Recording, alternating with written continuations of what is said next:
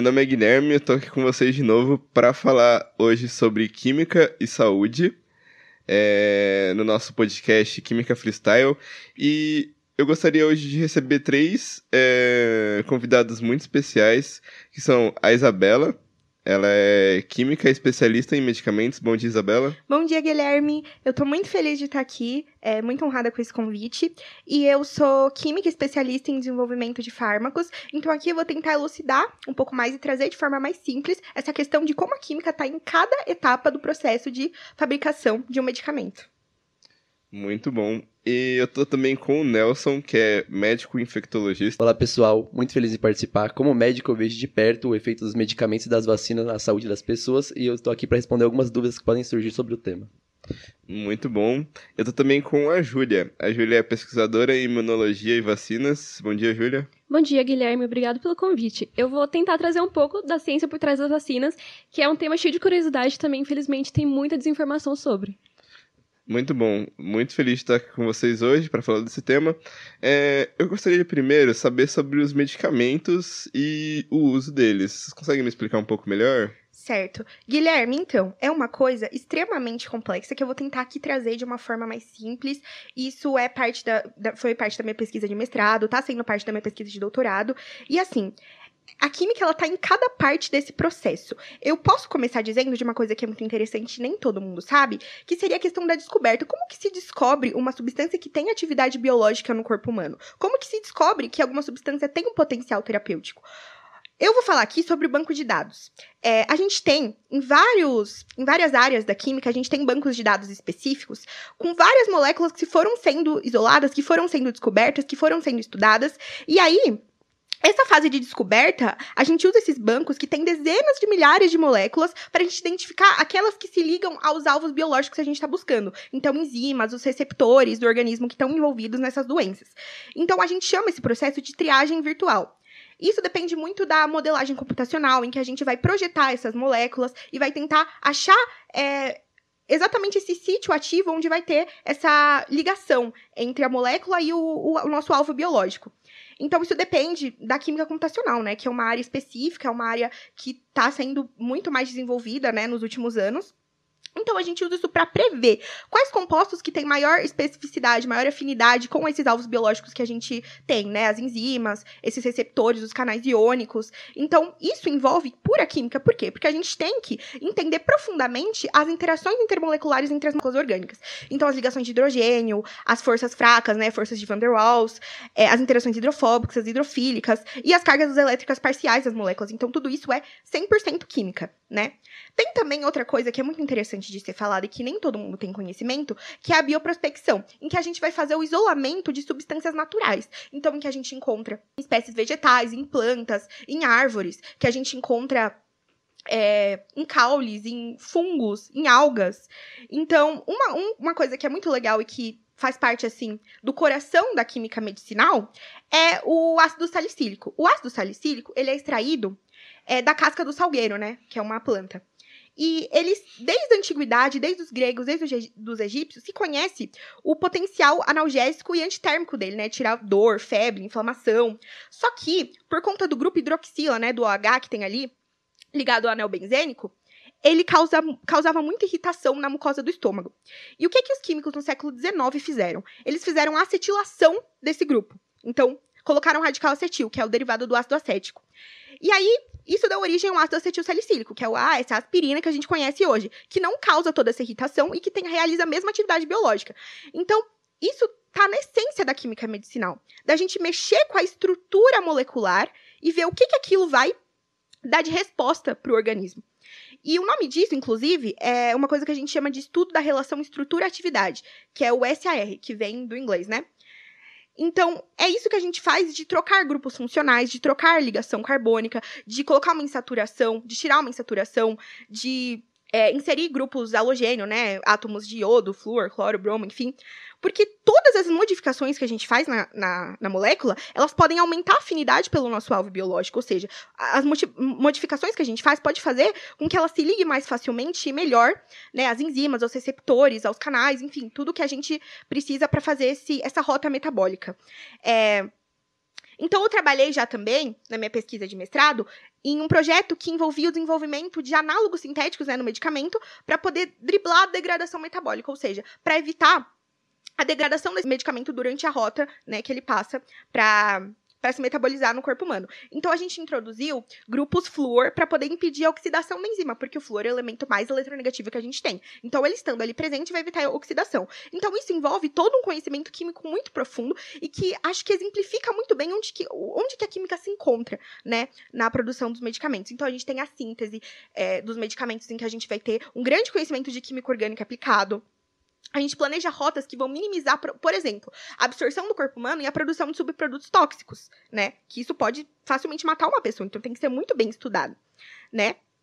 Então, a gente usa as técnicas de purificação, cromatografia, recristalização, muita coisa que é pura química, né?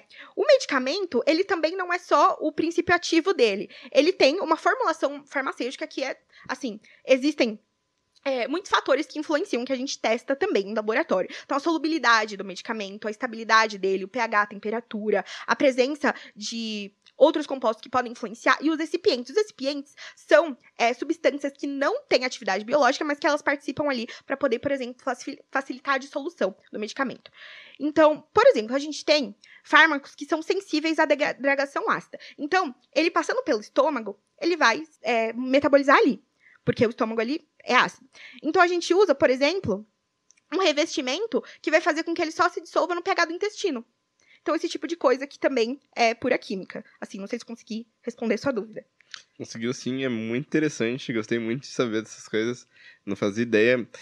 Eu gostaria também de saber sobre esses remédios, né? Se eles podem fazer mal, como funciona, você pode me dar exemplos também? Como funciona quando um remédio ele tem ali os sintomas adversos, né?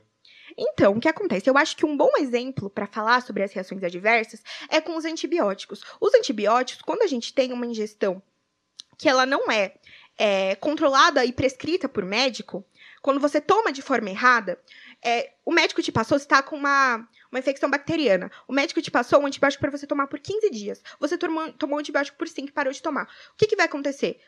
As bactérias vão aprender a lutar contra o princípio ativo do medicamento. É uma questão de seleção natural. Vão sobreviver as bactérias que aprenderam a mutação genética específica para resistir contra esses antibióticos. Isso cria cepas de superbactérias, em que você vai ter, por exemplo, milhares de mortes por ano no mundo inteiro, devido a cepas bacterianas que aprenderam a resistir a quase todos os antibióticos disponíveis. Então, isso é uma coisa que as pessoas não costumam levar a sério, porque, tô com sintomas de uma infecção bacteriana, vou tomar um antibiótico aí por 5 dias e é isso aí. Não. Você tem um tempo prescrito para que a substância consiga, de fato, atingir a parede celular das bactérias, consiga, de fato, atingir as proteínas ribossômicas das bactérias, destruir esses organismos e fazer com que você fique bem. Quando você toma por um tempo e para de tomar, as bactérias, elas sofrem uma pressão seletiva para aprender a lidar com aquele princípio ativo. Então, acho que isso é muito importante de se difundir, que remédios contra bactérias, né, principalmente, eles não são brincadeira. E também quando você tá com uma infecção viral, por exemplo, você não pode tomar, isso não vai fazer nem cosquinha no vírus, sabe? Então, acho que isso é uma coisa importante de se dizer. Muito legal. E você, Nelson, como você trabalha nos hospitais, você faz essa prescrição desses medicamentos, você percebe que existe esse uso errado dos medicamentos e que acaba acometendo em voltas ao médico e a esses quadros mais graves, assim? Eu concordo totalmente com a Isabela. Na prática clínica, eu vejo muitos casos em que pacientes tomam remédios por conta própria e acabam piorando um quadro já existente. Além disso, alguns medicamentos podem interagir entre si, causando reações inesperadas. Por isso é fundamental o acompanhamento médico. Legal, é bom saber, é bom ter essa opinião, né? Tanto do especialista na formulação desses medicamentos, quanto também de um médico que está ali lidando diretamente com esses medicamentos e com os pacientes que estão os consumindo, né? E como a gente pode conscientizar essas pessoas para evitar esses riscos? Vocês têm alguma ideia? Então, na minha concepção, isso é um trabalho tanto científico quanto um trabalho social. Porque a divulgação científica, por muitas vezes, eu percebo que ela é feita para outros cientistas ou cientistas em formação. O que a gente precisa é de uma divulgação científica que chegue na população que não tem um arcabouço teórico para compreender esses conceitos. A gente precisa simplificar a linguagem a ponto de ela não perder o seu rigor técnico e, ao mesmo tempo, alcançar as pessoas que devem ser alcançadas, porque todo mundo toma remédio, todo mundo fica doente, todo mundo é ser humano. E, ao mesmo tempo, eu vejo que existe, para além de uma desinformação, existe uma questão também de não haver uma preocupação tão grande na comunidade científica para conscientizar pessoas que não têm essa formação. Essas pessoas também têm o direito de saber o que elas estão tomando, o que elas estão ingerindo e qual o perigo de ingerir de forma errada e de forma que não é prescrita. Vale lembrar também que a indústria farmacêutica ela investe bastante para garantir a segurança desses medicamentos, mas também depende do uso correto dos pacientes que estão utilizando. Muitas vezes eles acham que porque acabou o sintoma, acabou a doença, eles param de utilizar, ou eles acham que pode utilizar algum outro medicamento que pode acabar tendo uma reação com esse primeiro e piorando o problema. Realmente, Júlia, esse é um problemão que tem que ser resolvido por mais de uma parte, né, para ter uma solução efetiva. Muito bom. Eu acho que deu para entender que os medicamentos são coisas sérias, né? E não devem ser usados sem orientações.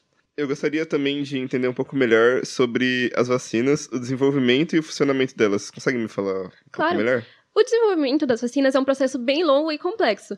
Primeiramente, os cientistas identificam o agente causador da doença, que pode ser um vírus ou também uma bactéria. Depois, eles produzem um concentrado desse agente que pode estar inativado, atenuado ou até parte deles.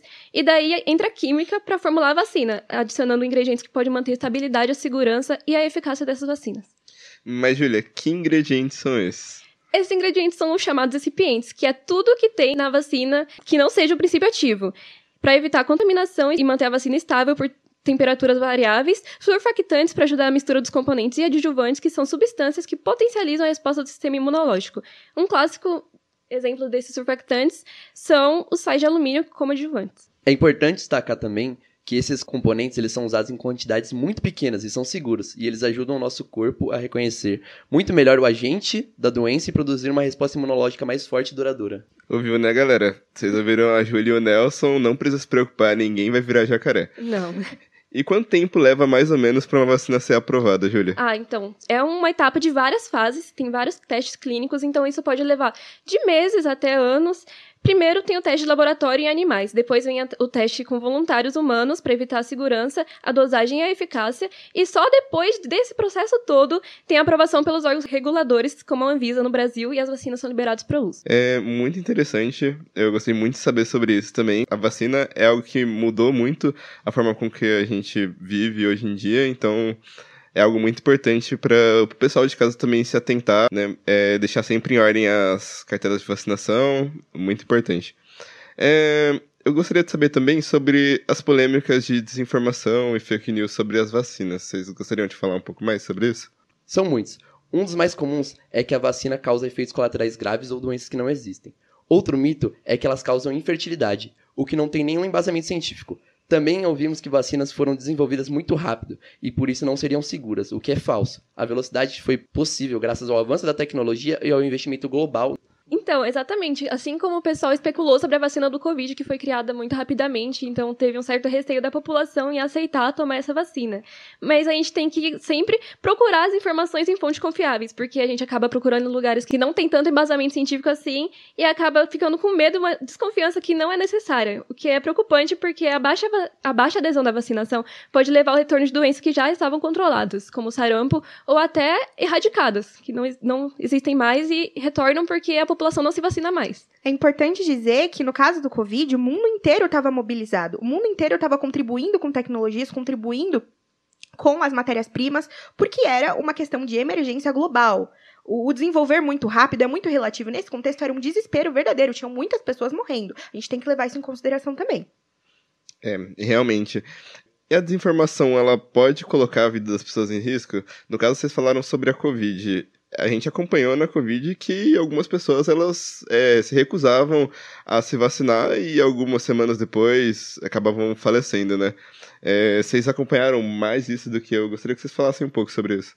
Exatamente. Além desse medo infundado poder gerar consequências como, por exemplo, a morte eventual de pessoas que não se vacinaram ou a contaminação de pessoas que não seriam contaminadas se o entorno delas tivessem pessoas vacinadas, isso é um problema que é com certeza gerado pela desinformação. Nelson, a gente tem que prestar muita atenção nisso. E eu gostaria de perguntar agora para a Júlia, para finalizar, né? Você tem alguma mensagem que gostaria de deixar para quem ainda tem dúvidas sobre as vacinas? Eu diria que o mais importante mesmo seria a gente buscar informações em fontes confiáveis, como órgãos de saúde oficial e profissionais qualificados. Porque as vacinas são uma das maiores conquistas da medicina e salvam milhões de vidas todos os anos. A ciência, ela tá do nosso lado e ela quer ajudar a gente nessa batalha. Realmente. Pessoal, muito obrigado por essa conversa tão rica e esclarecedora. Eu tenho certeza que nossos ouvintes também gostaram muito e eu, particularmente, adorei saber sobre tudo isso e passar aqui esse tempo conversando com vocês. Muito obrigado. Muito obrigada, Guilherme, pelo convite, foi um prazer. Gente, como a Júlia falou, a ciência está do nosso lado. Vamos confiar em quem está aqui fazendo a diferença todos os dias para a nossa saúde. Vamos no posto tomar vacina essa semana. Vacina da gripe tá aí, a gente tem que se vacinar. Isso, gente, vacinem-se. É isso, gente. Obrigado pela atenção e a informação correta salva vidas.